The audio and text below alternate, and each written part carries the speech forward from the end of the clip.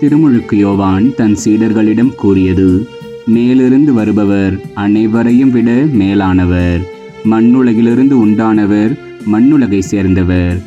மண்ணுலகு சார்ந்தவை பற்றியே அவர் பேசுகிறார். விண்ணுலகிலிருந்து வருபவர் அனைவருக்கும் மேலானவர். தாம் கண்டதையும் கேட்டதையும் பற்றியே அவர் சான்று பகர்கிறார். எனினும் அவர் தரும் சான்றை எவரும் ஏற்றுக்கொள்வதில்லை. அவர் தரும் சான்றை ஏற்றுக்கொள்பவர் கடவுள் உண்மையானவர் என்பதை உறுதிப்படுத்துகிறார். கடவுளால் அனுப்ப பெற்றவர் கடவுளின் வார்த்தைகளை பேசுகிறார். கடவுள் அவருக்கு தம் ஆவிக்குரிய கொடைகளை அளவின்றி கொடுக்கிறார். தந்தை மகன் மேல் அன்பு கூர்ந்து அனைத்தையும் அவர் கையில் ஒப்படைத்துள்ளார். மகனிடம் நம்பிக்கை கொள்வோர் நிலை வாழ்வை பெறுவர். நம்பிக்கை கொள்ளாதோர் வாழ்வை காண மாட்டார். மாறாக கடவுளின் சினம் அவர்கள் மேல் வந்து சேரும்.